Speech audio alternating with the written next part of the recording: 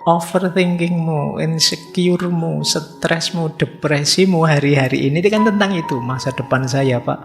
Kemudian saya harus mencapai ini, Pak. Saya harus melakukan ini, Pak. Saya harus punya karya, Pak. Saya harus lulus tercepat terbaik, Pak. Saya usia sekian harus sudah menikah, Pak. Usia sekian punya mobil, usia sekian sudah. Dan itu yang dikejar oleh masyarakat hari ini.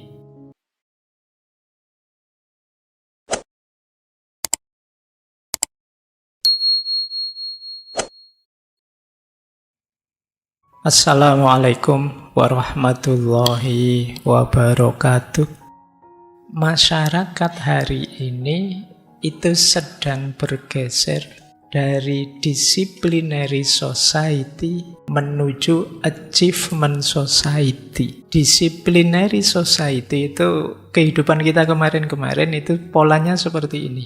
Masyarakat yang dikendalikan oleh norma, aturan, larangan. Itu lebih kuat rasa aturan-aturan larangannya. Kita harus begini, tidak boleh begitu. Ini masyarakat sebelumnya. Ini bahkan filosof sebelum ini dulu kita pernah belajar. Misalnya Michel Foucault itu juga melihat bahwa masyarakat modern itu isinya apa saja didisiplinkan.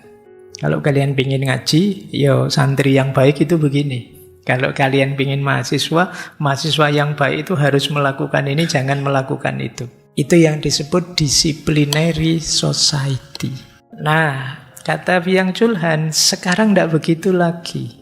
Masyarakat hari ini itu lebih kuat aura situasi namanya achievement society. Kita sudah tidak sibuk lagi bahas apa yang harus kita lakukan, apa yang jangan kita lakukan. Hari ini kita lebih sibuk untuk mencapai prestasi apa. Saya sudah punya karya apa, saya sudah mencapai apa. Itu kesibukan pikiranmu sehari-hari itu. Dan masyarakat kita ya hari ini sebagian besar yang di pikirannya itu. Itu yang disebut achievement society. Overthinkingmu, insecuremu, stresmu, depresimu hari-hari ini kan tentang itu. Masa depan saya, Pak. Kemudian saya harus mencapai ini, Pak. Saya harus melakukan ini, Pak. Saya harus punya karya, Pak. Saya harus lulus tercepat terbaik, Pak. Saya usia sekian harus sudah menikah, Pak. Usia sekian punya mobil, usia sekian sudah. Dan itu yang dikejar oleh masyarakat hari ini. Jadi kesibukannya bukan lagi normanya apa, larangan aturannya apa, tapi prestasi apa, capaian apa, karya apa yang sudah kalian dapat. Kita lihat ya, nanti kenapa sih kok seperti ini? Kalau di masyarakat disiplin, kita diatur, diarahkan. Kalau tidak begitu dihukum loh ya, kalau itu masyarakat disiplin. Kalau di masyarakat achievement society tidak begitu. Tidak ada yang maksa kamu, tidak ada yang nyuruh kamu. Kamu sendiri. Pak, saya Pak, ingin kemarin ada yang mahasiswa, saya tertarik Pak dengan pikiran-pikiran kiri Pak. Saya ingin mendalaminya. Saya akan baca, menamatkan bulan ini, Kalmak bulan depan ini gitu. Itu kan kali seolah-olah itu saya ingin sukses di situ, Pak. Visi saya cocok dengan paradigma kiri. Ya enggak masalah itu. Tapi ngapain kamu mewajib-wajibkan dirimu nyari capek? Ada banyak hal gaya kita sehari-hari seperti itu. Jadi kita target diri kita sendiri, mengharuskan ini, mengharuskan itu, terus stres karpe dewe. Pak, saya ya 2 tahun lagi harus sudah menikah, Pak. Oh, terus ternyata meleset, terus kamu depresi. Loh gitu yang nyuruh begitu sopo? Kamu sendiri, ndak ada yang maksa, ndak ada yang target. Saya nanti lulus dapat beasiswa, kalau bisa ya ke luar negeri, setelah itu 2 tahun lulus kembali ke sini, nanti lagi. Kamu kan sering merancang sendiri hidupmu begitu. Jadi yang menekan dirimu siapa? Dirimu sendiri. Ya mungkin dibantu dikit-dikit motivator-motivator itu. Jadi terus kamu.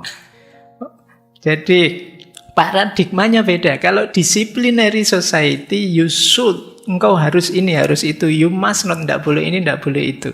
Kalau achievement society, paradigmanya apa? You can, engkau bisa, kan gitu. Engkau pasti mampu, gitu kan. Sekarang motivator-motivator kan begitu. Akhirnya kamu terus terpengaruh, wah bisa ini bisa, ternyata gagal. Terus kamu depresi. Itu yang ada di pikirannya achievement society. Jadi isi pikiranmu ideal-ideal, cita-cita yang tidak terkendali. Kalau istilahnya Byung Chul Han, positivity, positivitas. Atau belakangan muncul istilah toxic positivity.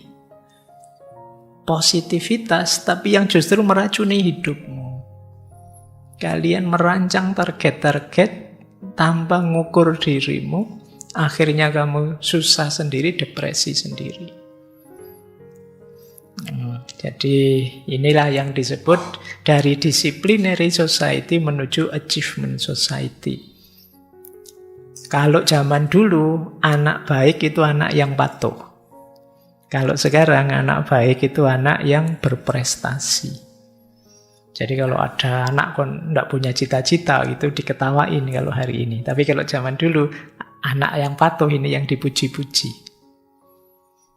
Ini coba kalian cek nanti diri kalian sendiri ya.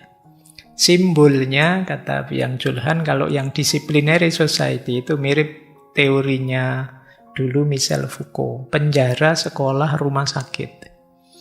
Ini pendisiplinan yang ngatur hidup kita. Sekolah kan menunjukkan ini baik, ini buruk. Penjara untuk menghukum kita. Rumah sakit ya membuat kita waras. Ini 3 simbol. Kalau hari ini achievement society itu simbolnya 3. Startup, gym, dan medsos. Itu kan yang kalian pegang nasibmu sendiri kan di 3. Kayak gym itu kan tidak ada yang merintah kamu kan nge-gym sendiri. Pak, saya pengen six pack Pak. Wah, terus kamu tiap hari gitu. Itu kan tidak ada yang maksa. Tidak ada dalil, tidak ada apa yang nyuruh kamu perutmu six pack. Tapi kamu sendiri kan yang ingin ke sana. Startup juga begitu. Kreativitasmu, medsos apalagi. Jadi ini 3 titik metafor untuk menggambarkan situasi hari ini. Jadi ternyata justru kalau ada yang bilang, Pak, kita hari ini baik-baik saja atau tidak, ya mungkin kalau dari perspektif ini, dalam banyak aspek kita tidak baik-baik saja, justru karena hal-hal yang kita sebut positif tadi. Jadi ini awas salah memahami konsep ini ya. Loh, kalau begitu tidak boleh Pak orang bercita-cita, ya kenapa tidak? Berkeinginan wajar saja, tapi kita harus ngerti hukum alam sunnatullahnya juga jangan berlebihan. Seperti dulu waktu kita belajar stoikisme, ya hidup ini pasti ada gagalnya, ada suksesnya. Kita itu jujur saja ada yang kita bisa, ada yang kita tidak bisa. Ada yang kita nyaman, ada yang kita tidak nyaman. Jadi tidak harus dipukul rata. Pokoknya bisa Pak. Ya enggak. Ya ada juga yang kamu tidak bisa. Jadi ini yang dimaksud dengan achievement society. Coba perhatikan ya. 3 hal itu contoh positivitas. Yang membuat orang kalau tidak ngerti remnya terus jadi depresi. Misalnya, kalian sering diprovokasi, kamu bisa segalanya. Kita punya potensi apa saja. Terus kalau gagal, mesti terus yang disalahkan kita. Oh, kamu kurang serius, kamu kurang sungguh-sungguh. Harusnya kalau serius pasti kamu bisa. Efeknya apa? Terus kamu lupa berhenti. Ngotot, sengotot-ngototnya. Padahal wajar saja kok dalam hidup ini kadang-kadang ketika kita merasa mampu, mencoba kita raih, terus ternyata tidak dapat. Kita merasa bisa, ternyata ya kita tidak mampu. Wajar saja seperti itu, tapi kadang-kadang kalimat-kalimat indah yang menina bubukkan kita itu membuat kita lupa bahwa kita itu manusia biasa. Wong komputer aja yang diprogram secanggih itu ya bisa nge-lag, bisa hang, bisa crash. Apalagi kita. Cuma kita tidak percaya itu. Kalau gagal terus, wah saya kurang sungguh-sungguh ini. Harus diulang lagi sungguh-sungguh lagi, gagal lagi. Terus kamu stres, depresi akhirnya. Kamu tidak ngerti kapan berhenti. Ini yang nanti disebut burnout society. Masyarakat yang kelelahan. Terus tuntutan untuk selalu produktif. Wah, kita dituntut berkarya terus, produktif terus. Kalau tidak melakukan apa-apa itu rasanya berdosa. Wah, iya Pak, saya minggu ini tidak punya karya apa-apa, tidak melakukan itu rasanya berdosa. Padahal ya kadang-kadang tidak melakukan apa-apa itu kan lebih baik daripada melakukan apa-apa tapi merusak. Ya kamu selalu membandingkan kan dengan, wah saya tidak nulis Pak, saya itu. Mending Pak, saya minggu ini tidak melakukan apa-apa. Ya Alhamdulillah kamu jadinya tidak begal, tidak nyakiti orang, tidak itu aman, tidak melakukan apa-apa.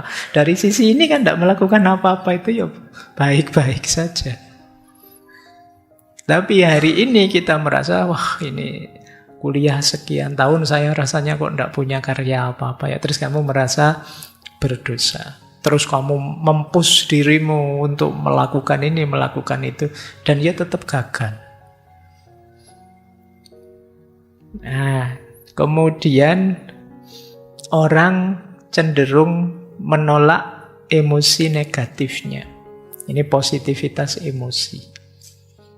Sedih, kecewa, marah, tidak terima, dan itu dianggap negatif. Dan jangan sedih dong, jangan kecewa dong. Jangan marah dong, seolah-olah itu sesuatu yang salah. Padahal kan seperti kemarin kita bahas, wajar saja sih orang itu bisa marah, wajar saja orang itu bisa kecewa, wajar orang itu kadang-kadang gagal.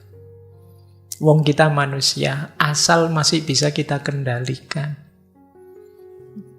Akhirnya kita disuruh positif terus, mikir juga positif terus. Dan itu malah tidak manusiawi. Jadi kata Byung Chul Han, ya wajar saja sih kita kadang-kadang pesimis, kita ya ada optimisnya. Kadang-kadang kita semangat, kadang-kadang ada malasnya. Naik turun, naik turun. Meskipun ya jangan berlebihan, berlarut-larut. Wong aktif berlebihan namanya hiperaktif, itu ya negatif. Males berlebihan apalagi. Jadi sekadarnya saja asal masih dalam kontrol kita. Ini nanti yang disebut toxic positivity. Kadang-kadang kita menipu diri. Tidak baik-baik saja, tapi ngakunya baik-baik saja. Kamu marah ya? Enggak. Ah beneran marah? Enggak, bener. Kelihatannya kok marah? Enggak kok. Tambah tinggi anunya. Lama-lama marah beneran. Jadi wajar saja orang bisa marah. Asal dia tetap bisa mengontrolnya. Wajar saja orang bisa kecewa, asal dia juga tetap bisa mengontrolnya. Jadi ini yang dimaksud positivitas emosional. Oke ya, baik. Kemudian banyak dorongan self-improvement. Kamu harus meningkat ya, kamu harus memperbaiki diri ya. Sebenarnya ini bagus sih, tapi kemudian efeknya kita merasa salah, merasa berdosa kalau tidak meningkat. Kemudian kita stres gara-gara itu. Kemudian kita memaksa diri kita memperbaiki diri tanpa tahu rumusnya memperbaiki diri bagaimana, perbaikan yang bagaimana yang kita inginkan dan lain sebagainya. Banyak ciri-ciri di sekeliling kita menunjukkan gejala ini. Nanti ada 3 efeknya. Yang pertama burnout, yang kedua depresi, dan yang ketiga narsisme. Ini harus kita atasi 3 hal ini hari ini sebelum jatuh cinta kepadanya. Gimana kalian bisa jatuh cinta kalau kelelahan? Kalau kalian tidak menerima dirimu apa adanya? Kalau kalian misunderstand terhadap kenyataan dirimu? Wong kita itu manusia. Ya, nah ini beliau kemudian menjelaskan begini. Setiap zaman punya ciri khasnya sendiri. Misalnya ada zaman bakteri. Zaman itu berakhir dengan ditemukannya antibiotik. Meskipun ada ketakutan yang meluas terhadap epidemi influenza, kita tidak hidup di zaman virus lagi. Berkat teknologi imunologi kita telah meninggalkannya. Kemarin sampai yang terakhir COVID itu kan kita tetap bisa mengatasinya. Sekarang kata Byung Chul Han bukan itu. Dari sudut pandang patologis, awal abad 21 tidak ditentukan oleh bakteri atau virus, tapi oleh neuron, saraf. Penyakit neurologis, jadi ini berhubungan dengan saraf, termasuk saraf otak. Ada beberapa yang populer. Yang pertama depresi. Kemudian attention deficit hyperactive disorder. Ini biasanya kalau orang kemudian jadi impulsif, mudah marah, hiperaktif kalau ada orang karena khawatir dianggap malas, khawatir dianggap tidak produktif, terus ngerjain apa saja. Ini biasanya penyakitnya kadang ada di anak-anak. Hiperaktif itu kan sering anaknya tidak bisa diam. Atau tidak bisa fokus. Gerak terus dia tidak bisa disuruh diam itu kalau tidak begini-begini, kalau tidak bisa. Itu namanya ADHD. ADHD itu attention deficit hyperactive disorder. Ternyata itu sebenarnya ini banyak disebut penyakitnya anak-anak sih, tapi hari ini orang dewasa banyak yang seperti ini. Ngamuk, tidak ada alasan gebrak-gebrak. Nah, ini kemungkinan penyakit ini. Atau borderline personality disorder. Ini penyakit kepribadian ambang. Jadi bingung, stres, impulsif. Ini BPD, bukan Bank Pembangunan Daerah. Tapi ini penyakit jiwa ternyata. Baik ya, termasuk burnout syndrome. Ini menandai lanskap patologi awal abad 21. Jangan-jangan kita ada di antaranya. Jadi kita sakit jiwa tapi tidak ngaku. Jangan-jangan kita termasuk ODGJ semua. Ada gangguan kejiwaan, depresi, stres, tidak fokus, cemas, impulsif, ngamuan, baperan, dan lain sebagainya. Makanya kalau kita baca medsos itu isinya panas terus. Jangan-jangan kita masuk di sini. Nah, kalau dirangkum nanti di buku Burnout Society itu 3 penyakit utama. Yang pertama burnout, karena kita ditekan terus untuk produktif, kelelahan. Hidup ini rasanya berat. Kemudian depresi, satu tahap sebelum menuju putus asa.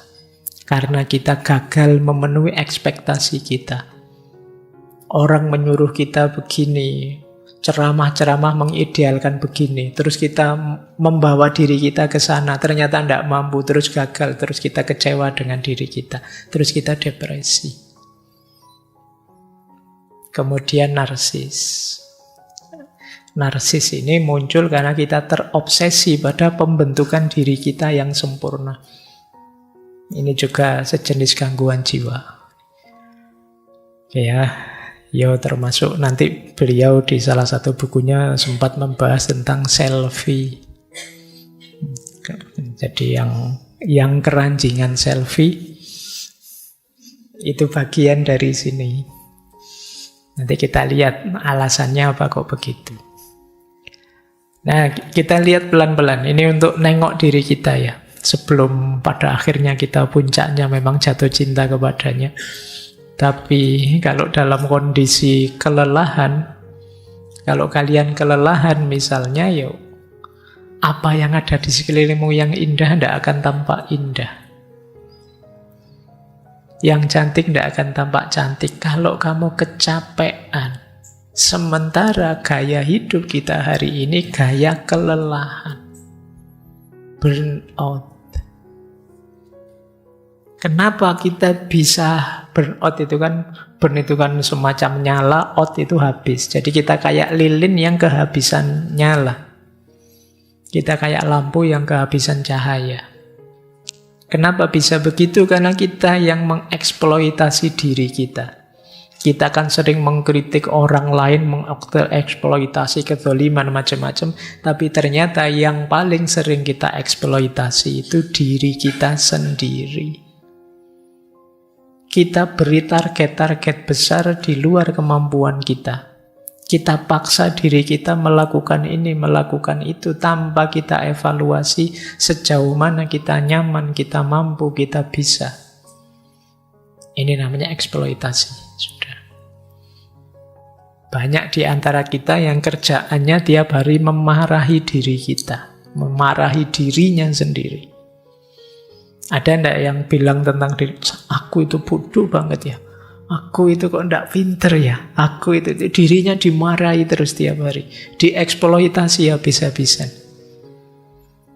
Itu kalau kita memperlakukan orang lain seperti kita memperlakukan diri kita, itu mungkin kita sudah dilaporkan polisi itu. Menyakiti. Ini eksploitasi diri. Yang kedua, kita terus didorong untuk berprestasi, berkembang, jadilah versi terbaik dirimu. Jadi kamu tertekan terus. Kamu tidak ngerti kapan harus istirahat, kapan apa. Istirahat pun pikiranmu ke sana.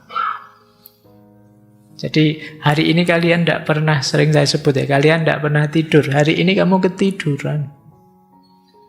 Jadi sebelum tidur pikiranmu besok mau apa yang harus saya lakukan dan lain sebagainya. Kalau tidak begitu nyekrol TikTok sampai entah video keberapa terus kamu ketiduran.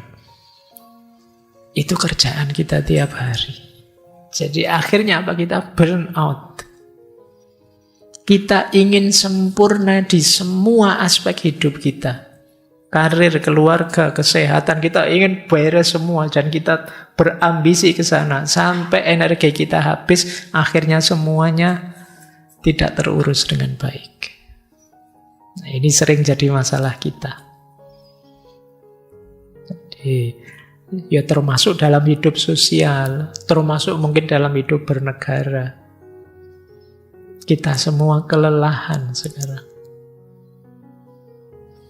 Kita tidak bisa membedakan antara ini kerja, ini istirahat, ini waktu untuk masyarakat, ini waktu untuk saya sendiri. Itu sudah campur, tidak jelas sudah. Kita selalu didorong untuk aktif. Kalau kalian tidak ngapa-ngapain yang tidak dalam kategori aktif, kalian merasa bersalah. Kalian merasa berdosa. Itu yang membuat kalian burn out. Habis cahayamu. Jadi padahal kata Kanjeng Sunan Kalijaga, urip itu urup, hidup itu nyala. Kalau nyalamu habis, apa yang bisa kamu bagi sesamamu? Apa yang kamu sisakan untuk orang-orang yang kamu cintai? Kalau tenagamu terlanjur habis, pikiranmu terlanjur terkuras, batinmu terlanjur kelelahan. Nah, ini ya bahan introspeksi kita. Yo, saya tahu kalian masih muda semua, masih ambisius semua, tapi tetap harus taktis, harus strategis, dan tetap manusiawi. Jadi, iya sih kalau laptop sih kamu buka kapanpun dia bisa memberi. ChatGPT kamu tanya kapanpun jawabannya valid. Tapi pikiran kita tidak secanggih itu, energi kita tidak sekonsisten sebesar itu. Oke, jadi ini ciri burnout. Kata Yang Chul Han, saat ini setiap orang adalah buruh yang mengeksploitasi dirinya sendiri dalam perusahaannya sendiri. Orang-orang sekarang menjadi tuan dan budak sekaligus. Bahkan perjuangan kelas telah berubah menjadi perjuangan batin melawan diri sendiri. Oh, ini pengembangan ya dari konsep-konsep sebelumnya. Misalnya kita mengkritik zaman dulu eksploitasi manusia, eksploitasi bidang ekonomi dan lain sebagainya. Ada kelompok borjuis proletar, ada majikan, ada buruh. Yang itu majikan mengeksploitasi buruhnya. Tapi sekarang majikan itu kita, buruhnya juga kita. Kita yang target, kita yang kerja. Kita yang menyuruh dan kita yang melakukan. Jadi kita itu majikan sekaligus buruh di perusahaan diri kita sendiri. Kitalah tuan sekaligus budak. Jadi ini kalau di Nietzsche kan ada konsep mentalitas tuan, mentalitas budak. Tapi ternyata hari ini tuannya ya kita, budaknya ya kita. Kita jadi budak dari diri kita sendiri. Perjuangan kelas itu sekarang berubah jadi perjuangan batin. Melawan diri kita sendiri. Ini problem-problem besar kita. Baik, kalau ada teman-teman yang mungkin sering gelisah, merasa hidupnya hampa, tidak bernilai, sensitif, impulsif, ngamuan, baperan, teman ngomong tidak nyinggung dia tersinggung. Nah, ini mulai, kalian sudah mulai kelelahan itu. Ya, temen tidak ngapa-ngapain, wong temen cuma beli HP terbaru terus kamu tersinggung. Mentang-mentang saya orang tidak punya dipameri terus. Temenmu tidak niat pamer. Kamu sendiri yang merasa dipameri, dia tidak ingin pamer. Itu mulai kalian kelelahan, mulai burn out. Hati-hati. Jaga kesehatan ya, karena ini pertarungan berat itu melawan diri kita. Ini mungkin makna yang khusus ya. Kan kalian mungkin hafal bagaimana Rasulullah bilang setelah perang Badar itu kita kembali dari perang kecil menuju perang besar. Dan perang besar itu dulu dimaknai perang melawan diri kita sendiri. Dan sekarang disarahi oleh Byung Chul Han ini ya Bu, perang paling berat memang melawan diri kita sendiri. Karena kita sering kejam pada diri kita. Kita yang sering menindas diri kita sendiri. Ini jangan dimaknai sebaliknya ya. Kadang-kadang kita itu terus memaknainya ekstrim. Berarti saya harus santai-santai saja atau Pak, males-malesan saja atau Pak. Benar saya berarti kemarin rebahan saja mungkin. Kamu maknanya kamu dari ekstrim kanan ke ekstrim kiri itu namanya.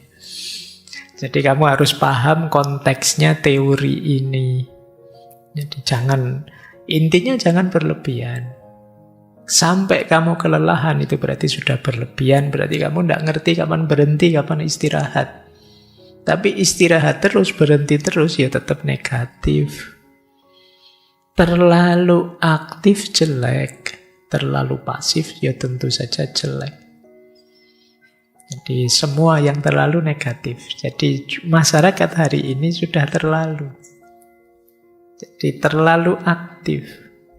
Nah, yang pertama burnout, problem kedua depresi. Ada beberapa pandangannya Byung Chul Han. Kenapa orang bisa depresi? Yang pertama, efek dari overload informasi, overload kemungkinan, dan overload aktivitas. Overload informasi itu segala informasi masuk ke kita. Ketika segala informasi masuk ke kita, terbuka banyak sekali kemungkinan yang bisa kita lakukan. Ketika banyak sekali kemungkinan bisa kita lakukan, alternatifnya dua. Kita bingung, atau yang kedua kita melakukan macam-macam hal. Tanpa pertimbangan mendalam. Jatuhnya overload aktivitas. Mungkin ya kalian yang usia-usia mahasiswa ini masih bingung. Saya ingin jadi ini Pak, terus kamu melakukan itu. Pak, saya ingin besok ke luar negeri Pak, terus kamu kursus bahasa. Tapi saya juga ingin pinter IT Pak, karena zaman sekarang kalau ndak IT ya ndak. Terus kamu kursus IT, komputer. Itu ndak cuma operator Pak, sekarang yang lebih dicari itu yang coding. Yo, terus kamu kursus coding. Setelah itu tapi selain itu Pak, terus apa wae kamu hidup ini kan perlu ketenangan Pak. Berarti ya perlu jiwa yang stabil. Antara lain harus bisa musik lah Pak. Terus kamu kursus musik. Terus kamu semuanya kamu ikuti. Dari mana kamu tahu? Banjir informasi di kepalamu. Wah ini baik ini. Wah itu bagus ini. Wah itu. Sekedar nyari tukang pijet aja terus kamu googling kok banyak ya, mungkin di sini dicoba, enggak cocok, ganti tukang pijet sana, masih belum cocok juga. Oh ini enak sih, tapi lebih enak yang kemarin. Terus kamu bingung. Jadi banjir informasi, banjir kemungkinan, akhirnya banjir aktivitas. Terus kamu depresi. Jangan dikira banjir informasi itu menyenangkan. Ada banyak konsep yang kemarin-kemarin kita pelajari itu mengajarkan ke kita, ada kalanya tidak tahu itu lebih baik. Jadi dalam banyak aspek kadang-kadang tidak tahu itu lebih selamat. Ketika kamu tahu, kamu tambah ribet, tambah repot, tambah cemas. Misalnya, kamu punya teman, kamu tidak tahu kalau teman ini dulunya misalnya pernah dihukum karena apa gitu. Karena pelecehan atau karena apa itu.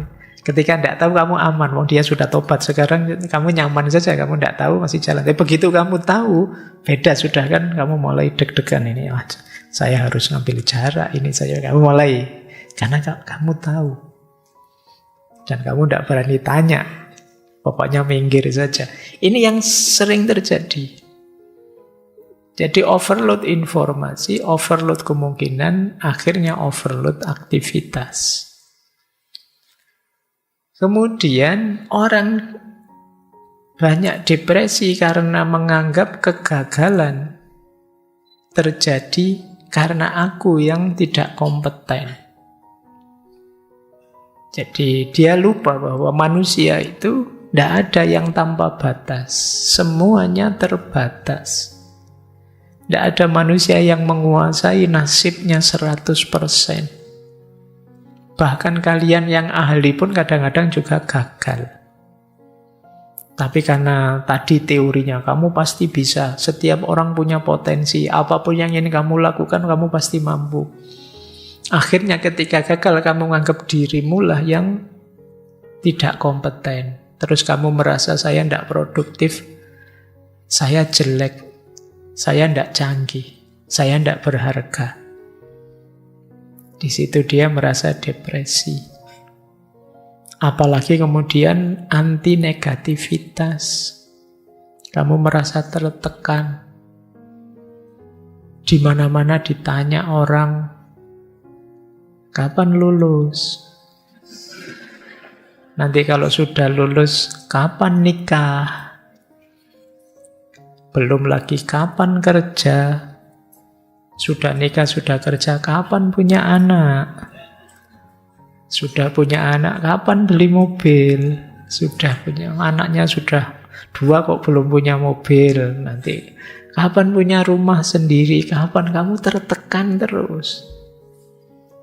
Mungkin sampai tua juga begitu. Sampai punya anak, punya cucu, kamu ditekan terus. Itu yang membuat kamu kelelahan. Kadang orang tanya kayak gitu kan basa-basi saja toh. Tapi kamu menganggapnya serius. Kalau basa-basi jawabnya ya basa-basi saja. Kapan nikah? Insya Allah. Itu aja kan. Kapan kerja? Insya Allah. Itu aja, sudah aman. Tapi karena kamu baper, terus kamu stres. Kenapa kamu baper? Kamu kelelahan. Kenapa kamu kelelahan? Tiap hari kamu sebenarnya mikir itu terus. Ketika kamu mikir itu terus, ditanya orang, mesti saja kamu kesenggol. Lihat temennya nikah semua, tinggal aku yang belum nikah. Tiap hari kamu mikir, kok ya temanmu santai tanya, lah kapan kamu? Sejak kemarin tak pikir, sekarang kamu senggol. Tentu saja terus jadi baper. Kapan punya rumah? Itu sejak dulu sudah mikir kapan punya rumah, malah ditanya lagi. Tersulutlah dirimu. Jadi ini yang membuat hari ini banyak orang depresi. Belum lagi kalian kehilangan jati diri, kehilangan makna hidup. Dari mana kita bisa hilang jati diri? Dari banjir informasi. Terus kita merasa berarti diriku ini tidak ideal. Berarti diriku ini masih negatif, masih jelek. Terus kamu ingin ganti diri yang lebih baru, lebih fresh, dan kamu tidak mampu ke sana. Tambah stres, tambah kalian depresi. Ini problem hari ini ya. Kemudian isolasi sosial. Hari ini tidak seperti dulu, kita cenderung lebih individual. Iya sih kalau di medsos rame, tapi dalam kehidupan nyata kita lebih tersekat-sekat. Kadang saya duduk di sini, teman duduk di sebelah, masing-masing pegang HP, ngobrolnya tidak dengan yang bersebelahan, tapi dengan yang berjauhan. Sehingga banyak orang yang depresi, putus asa sendirian. Dan dia tambah depresi lagi karena menganggap tidak ada orang peduli ke dia. Itu yang kemudian beberapa kita lihat kisah-kisah orang sampai ingin mengakhiri hidupnya, nganggap hidupnya tidak berarti, tidak bermakna karena saya tidak punya karya, karena saya tidak seideal yang dibilang motivator-motivator itu, karena saya terus dia drop, merasa ngapain terus saya hidup. Nah ini kalian harus sudah mulai hati-hati ya, kalau sudah ada pikiran-pikiran seperti ini, cari teman, jangan sendirian. Masih banyak orang yang peduli pada kalian, cuma belum dapat momen saja untuk dekat dan menyapamu. Saya yakin temanmu banyak, kalau dia tahu masalahmu, sukarela mereka akan membantu menghiburmu.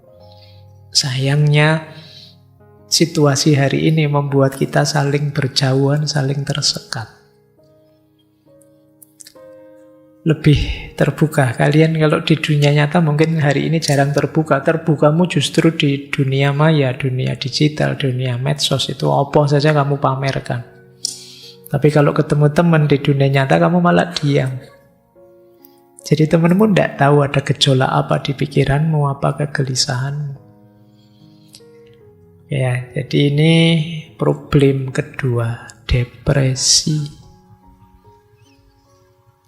Kata Byung Chul Han, keluhan individu yang depresi tidak ada yang mungkin. Ini kan orang putus asa, tidak ada yang mungkin lagi aku lakukan.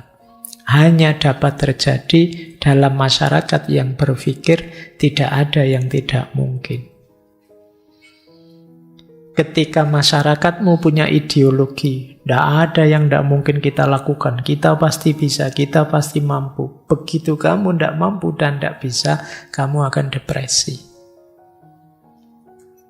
Maka kata Byung Chul Han, keluhan individu yang depresi tidak ada yang mungkin, hanya dapat terjadi dalam masyarakat yang berpikir tidak ada yang tidak mungkin.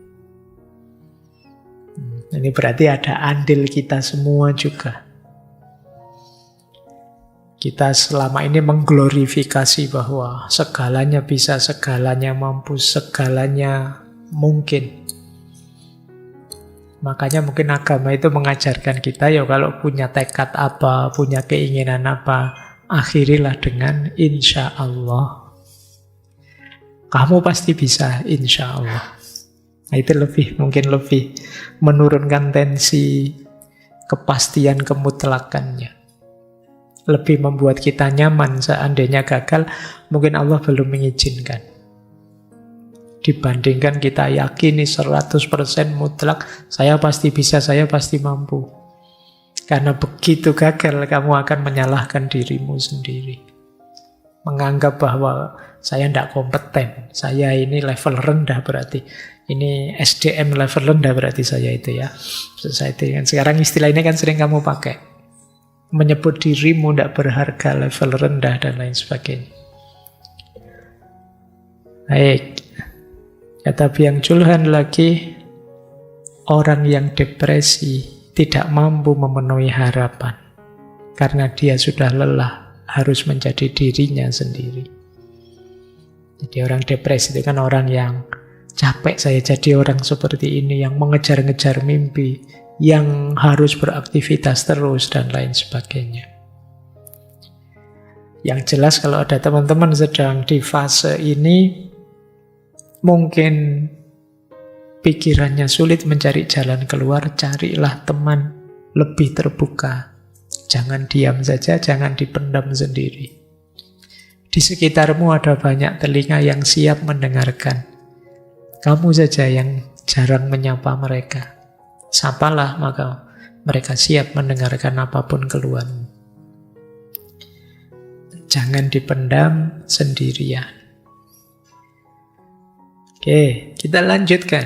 Jadi setelah burnout, depresi, ini yang mungkin sampai hari ini masih kamu lakukannya, narsisme. Karena tadi fokus pada aku yang bisa, aku yang mampu, aku yang harus unggul, aku yang harus berprestasi, fokusnya terus pada aku, melahirkan karakter narsis. Kalian hanya melihat dirimu sendiri, mengejar pengakuan, mencari validasi. Kamu bingung kalau sudah posting lama, tidak ada yang nge-like, tidak ada yang jempoli, tidak ada yang komen. Tiap hari kamu memproduksi kabar, berita, info tentang dirimu sendiri. Semua bagian dari dirimu kamu pamerkan. Ini yang oleh Byung-Chul Han disebut transparansi. Hari ini kita ada di situasi transparansi total. Kitalah yang membuka diri kita seluas-luasnya pada orang lain. Tujuannya apa? Pamer. Tidak hanya yang dalam bentuk foto, dalam bentuk kata, komentar, kalimat. Kalian sedang pamer.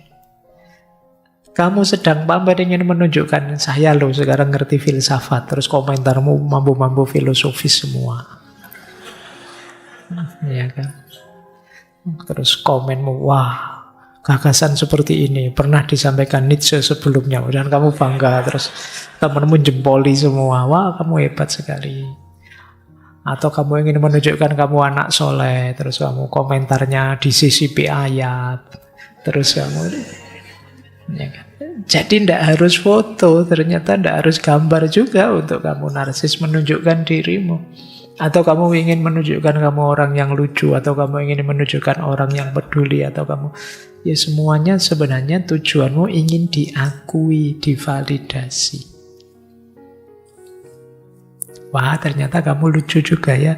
Wah ternyata kamu orangnya cuek asik nih. Wah ternyata kamu orangnya iseng juga ya kamu. Tergantung citra apa yang ingin kamu bangun. Jadi itu yang terjadi hari ini. Ternyata penyakitnya ada di diri kita. Jadi kita menganggap bahwa kitalah satu-satunya yang jadi pusat perhatian. Yang harus diperhatikan orang yang nyambung dengan kita. Ini kemudian dilanjutkan ke istilahnya Byung-Chul Han, diri kita anggap jadi cermin. Maksudnya apa? Terus kita menilai apa saja dan siapa saja sesuai standar kita. Jadi ini efeknya, efek lanjutannya dari narsis tadi. Orang kita salah-salahkan, orang kita sesat-sesatkan, orang kita hakimi ini, hakimi itu. Standarnya apa? Pikiran kita, diri kita. Karena kita menganggap kitalah yang paling benar, kitalah yang paling ideal. Kita menganggap orang sudah mengakuiku semua. Ini efek kedua yang kita lihat, banyak sekali masalah-masalah hari ini seputar itu. Kemudian yang ketiga, orang narsis itu hidupnya adalah panggung. Kalau itu panggung, ya isinya acting. Peradaban hari ini itu ya peradaban acting semua. Kalian lihat di medsos, di YouTube. Sekarang semua orang membuat panggungnya sendiri, bikin channel sendiri-sendiri. Dulu kalau kamu ingin acara kan lihat TV, itu pun yo tidak serame sekarang. Acaranya TV sesuai produsernya, dia bikin acara apa. Mungkin lihat film ini, film itu kamu nunggu-nunggu. Sabtu ini film apa ya, Jumat ini film. Dulu begitu, sekarang kamu tinggal nyari channel suka-suka kamu. Kalau tidak ada di channel-channel yang kamu cari, kamu bikin channel sendiri. Bikin TV sendiri. Sekarang kan begitu situasinya. Ini berakar pada apa? Ya berakar pada mentalitas narsis. Jadi kalian sedang acting. Jangan salah, ketika kamu acting berarti kamu tidak jadi dirimu sendiri. Lama-lama tidak jadi dirimu sendiri, pada saatnya kamu akan bingung memahami dirimu sendiri. Ini yang orang menyebutnya kehilangan jati diri. Jadi itu kan kayak dulu ada sindrom ketika seorang aktor sering main film, terus dia perannya macam-macam beda-beda karena dia aktor canggih ya sangat menghayati. Akhirnya efeknya pada akhirnya dia sendiri bingung, aku yang asli itu yang mana? Semua hidupnya hanya acting. Kalau dulu aktor, sekarang kita semua ternyata juga aktor. Kita semua acting.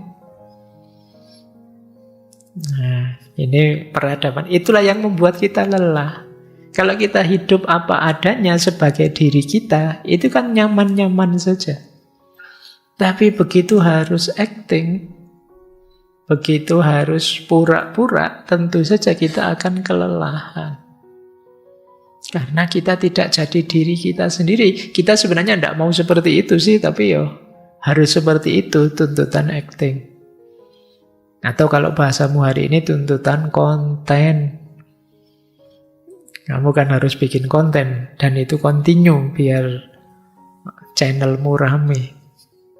Begitu kamu tahu, wah kalau saya acting seperti ini, yang nge-like banyak, yang follow banyak, besok kamu ulang.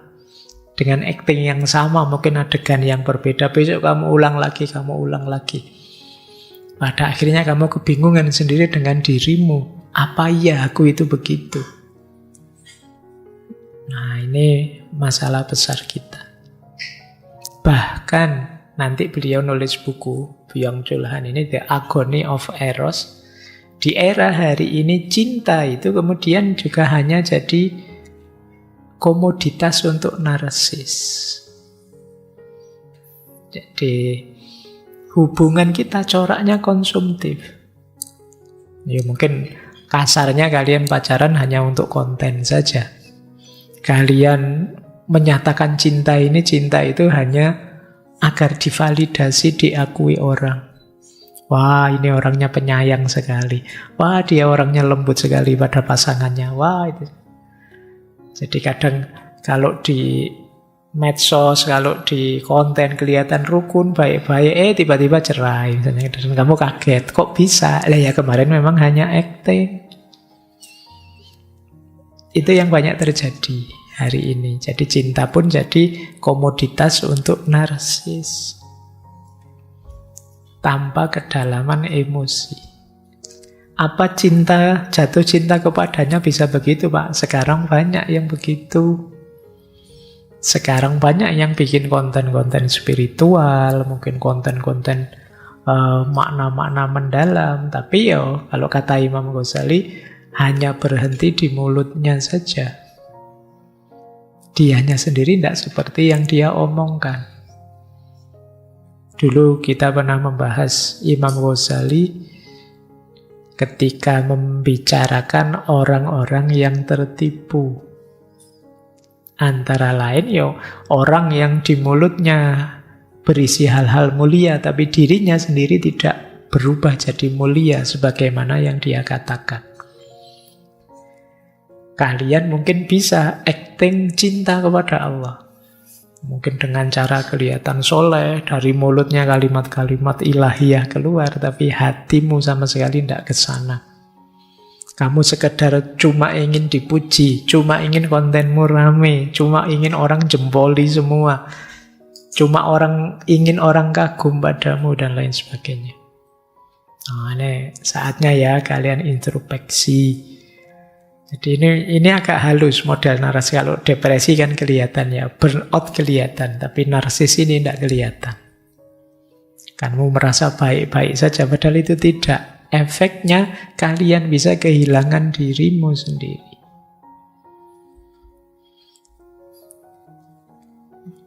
Kata Byung-Chul Han, dalam jejaring sosial, fungsi teman terutama adalah untuk meningkatkan narsisme.